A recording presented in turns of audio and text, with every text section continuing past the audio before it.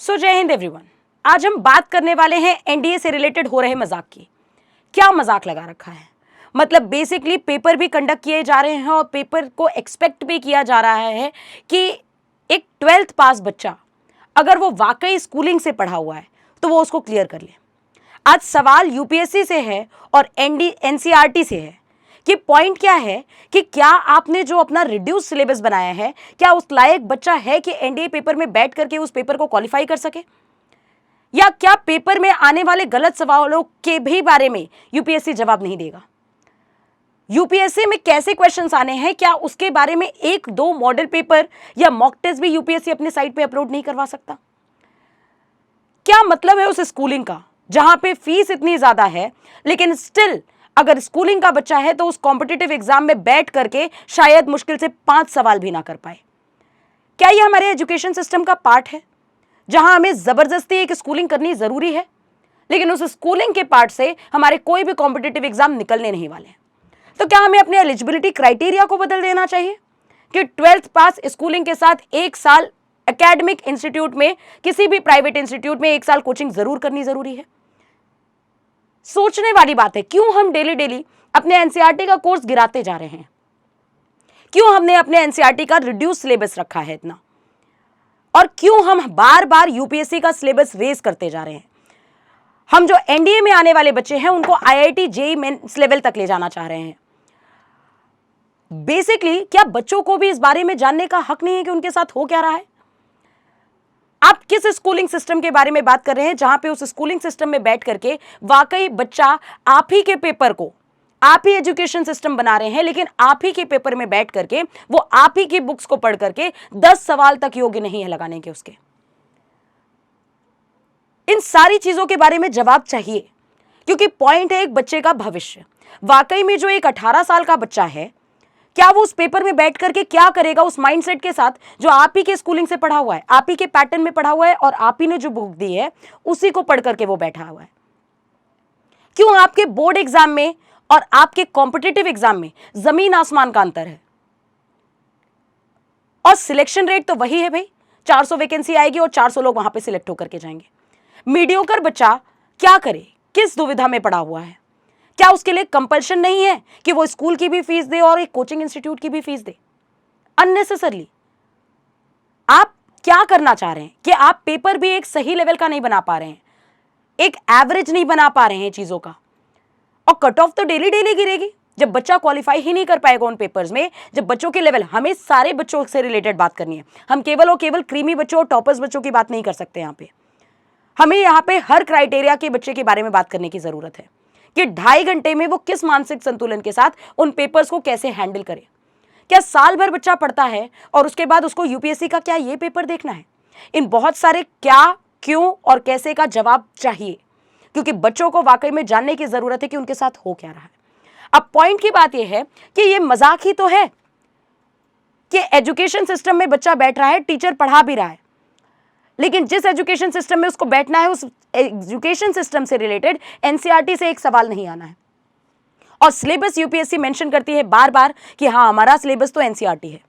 क्या आप NCERT book को केवल टॉपिक की तरह डिक्लेयर करना चाहते हैं कि उसमें जो टॉपिक है उसको कहीं से भी पढ़ लो? या तो ये क्लियर स्पष्ट कर दीजिए कि हाँ आपके जो टॉपिक्स हैं उसमें केवल और केवल ये चीजें आएंगी कि आपकी जो एनसीईआरटी में इंडेक्स बच्चा देखे कि उसमें जो भी टॉपिक मेंशन है वो कहीं से भी पढ़ ले, बट पूरे सिलेबस को एनसीईआरटी का नाम कतई ना दें। दूसरी बात, क्या एनडीए का लेवल क्या है? डेली नो डाउट कंपटीशन बढ़ रहा है, बट क्या जेईई मेंस लेवल कर देना चाहिए आईआईटी एनडीए को? क्या डेली आपको कट ऑफ इसीलिए गिराने की जरूरत पड़ रही है कि आपको पेपर को मॉडरेट लेवल ना कर करके बल्कि पेपर को एक हार्ड लेवल दे दिया है? यह भी जानने की बहुत ज्यादा जरूरत है हमें। साथ ही साथ स्कूलिंग लेवल क्या फेल नहीं हो गया है?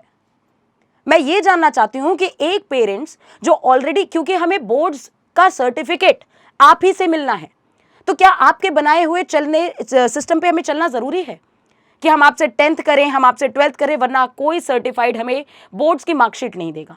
और कोई अगर हमें सर्टिफाइड बोर्ड्स की मार्कशीट नहीं देगा तो हमें गवर्नमेंट जॉब मिलेगी तो मिलेगी कैसे? क्या ये आप ही पूरा सिस्टम चलाते चले जा रहे हैं? स्कूलिंग का लेवल अगर हम बात करें तो क्या वो क्यों पेपर के लेवल से मैच नहीं कर रहा? और अगर जो पेपर का लेवल है वो स्कूलिंग लेवल से क्यों नहीं मैच कर रहा? इसका मतलब आपने कंपल्शन कर दिया है कि एक बच्चे को एक कोचिंग इंस्टीट्यूट में, एक प्राइवेट इंस्टीट्यूट में, एक एकेडमिक इंस्टीट्यूट में भर्ती होना ही पड़ेगा। उसको दोनों तरफ अपने पैसे बर्बाद करने ही पड़ेंगे, क्योंकि भाई उसके बाद भी आपके मूड पे डिपेंड करता है कि पेपर कभी भी किसी भी लेवल का पहुंच जाएगा। क्वेश्चन का लेवल मैच कराना क्या आपकी भी जिम्मेदारी है एनसीईआरटी से? चलिए, एनसीईआरटी तो कॉम्पिटिटिव एग्जाम का अगर बच्चा जानता है कि वो अगर एनसीईआरटी के को पूरे ढंग से पढ़ भी ले तो किसी भी कॉम्पिटिटिव एग्जाम के 10 सवाल नहीं लगा सकता। क्या मजाक लगा रखा है? तो क्या बेसिकली यहां पे ये भी जानने की जरूरत है कि हमें एनसीईआरटी का लेवल बढ़ा देना चाहिए? क्यों आप रिड्यूस सिलेबस में इतना ज्यादा मशगूल हैं कि आप बार बार रिड्यूस सिलेबस पे ध्यान दे रहे हैं?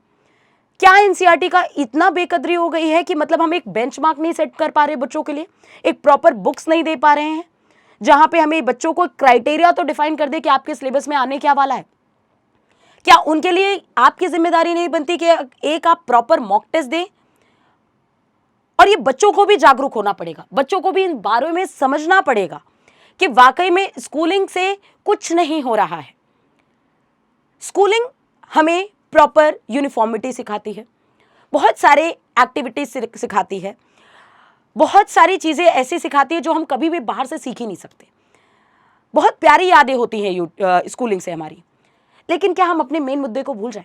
उस 12वीं पास के स्टूडेंट के बेरोजगारी के सवाल कौन देगा? क्या वही बच्चा कल को बेरोजगार नहीं खड़ा होगा जहां वो किसी कंपटीशन लायक बचेगा ही नहीं? क्या कंपटीशन आप अपने ही लेवल पे बच्चे का इंटरेस्ट खत्म किए दे रहे हैं? तो क्या मैथ्स और फिजिक्स का एनसीईआरटी लेवल मेंटेन करने की जरूरत पड़ चुकी है हमें? साथ ही साथ स्कूल की फीस, 2 जगह बच्चा फीस दे रहा है। चलिए, फीस की बात तो ठीक है क्योंकि अलग अलग लेवल बच्चे अलग अलग जगह से आ रहे हैं। क्या उनको भी ये चीज समझना पड़ेगा कि फीस केवल और केवल हमें बोर्ड सर्टिफिकेट के लिए जरूरी हो गया है कि 10th और 12th का बोर्ड सर्टिफिकेट देना है, इसलिए हमें स्कूलिंग में एडमिशन लेना पड़ेगा? साथ ही साथ क्या एनसीईआरटी का रिड्यूस सिलेबस तो ऑलरेडी हम बात कर चुके हैं, साथ ही साथ क्या आपको यह भी बताना पड़ेगा कि आप क्राइटेरिया को थोड़ा सा बदल दें अपने, कि 12th पास प्लस 1 ईयर कोचिंग इंस्टीट्यूट लेकर के आओ भाई, अपनी एक एकेडमिक इंस्टीट्यूशन में भर्ती होकर के प्रॉपर प्रिपरेशन करके आओ, क्योंकि दोनों की पढ़ाई में डिफरेंस है। आप एलिजिबिलिटी क्राइटेरिया अगर 12th अपेयरिंग को रख रहे हैं तो क्या 12th अपेयरिंग का बच्चा इतनी समझ रखता है जो आपके पेपर में दिख रहा है? जो सितंबर अटेम्प्ट में बैठेगा, जो अप्रैल अटेम्प्ट में बैठेगा, जो डायरेक्ट 12th पास का बच्चा है, 18 साल का बच्चा है, क्या वो इस पेपर को देख करके मैनेज कर पाएगा चीजों को? फिर से वही सवाल उठता है। साथ ही साथ आप इसको आईआईटी से कंपेयर नहीं कर सकते क्योंकि लेवल ऑफ पेपर दोनों के डिफरेंस है। साथ ही साथ पेपर लेवल आपने हार्ड किया, डेली डेली हार्ड करते चले गए। एलिजिबिलिटी क्राइटेरिया जैसा कि मैं बोल रही हूँ, आप बदलिए इसको, कुछ ना कुछ एलिजिबिलिटी क्राइटेरिया जरूर हमें बदलना चाहिए क्योंकि बच्चों को शायद थोड़े से और मौके मिलने चाहिए अगर आपका पेपर लेवल यही रहेगा तो। साथ ही साथ एरर फ्री क्वेश्चन क्या हमारी बनाने की जिम्मेदारी नहीं है कि हम एक एरर फ्री क्वेश्चन पेपर बना के दें बच्चों को? पिछले साल 3 सवाल गलत थे यूपीएससी के और इस बार भी सवाल गलत हैं यूपीएससी के। 2 से 3 मॉक टेस्ट यूपीएससी के अपने साइट पे, एनडीए हो या सीडीएस हो, क्या उनकी जिम्मेदारी नहीं है कि 2 से 3 at least free mock test upload करवा दे जहां पे बच्चे उनका लेवल जज कर सकें कि हाँ उन्हें किस लेवल की प्रिपरेशन चाहिए? कभी कोई लेवल, कभी कोई लेवल, मतलब out of the blue level, कभी भी कुछ भी। उस 2.5 घंटे में जो बच्चा ऑलरेडी प्रिपेयर करके गया है, क्या उसके मानसिक संतुलन को भी संभालने की हमारी जिम्मेदारी होनी चाहिए? साथ ही साथ, हालांकि जैसे ये रॉन्ग क्वेश्चन की बात हो रही है तो ये तो रॉन्ग क्वेश्चन हमारा था ही, तो यहीं पर बात खत्म होती है कि सही में इस मजाक को बंद करने की जरूरत है। एक बच्चे को यह जानने की जरूरत है कि वाकई वो स्कूलिंग में कर क्या रहा है। मैं स्कूलिंग के खिलाफ बिल्कुल नहीं हूं, लेकिन स्कूलिंग के लेवल को बढ़ाने की जरूरत है, इसके फेवर में जरूर। डेफिनेटली हमें अपनी एनसीईआरटीज को चेकअप करना चाहिए, उसका प्रॉपरली एक नई एनसीईआरटी और इंक्रीज सिलेबस बनाना चाहिए उसका। बच्चों का रिड्यूस सिलेबस करके आप उनका बर्डन कम नहीं कर रहे, आप उनका बर्डन बढ़ा रहे हैं इनडायरेक्टली। साथ ही साथ मैं सारे बच्चों को भी ये बोलना चाहूंगी कि अपने फ्यूचर को लेकर एक बार जगिए आप कि वाकई में आपके साथ हो क्या रहा है। लेवल बढ़ रहा है, नो मैटर व्हाट, आपको लेवल अप करने की ज़रूरत है, पेपर में डेली लेवल अप करने की ज़रूरत है। और वाकई में केवल एनसीईआरटी से कुछ नहीं होगा, इस बात का प्रूफ इस बार यूपीएससी ने खुद दे दिया है। जय हिंद, जय भारत। ठीक।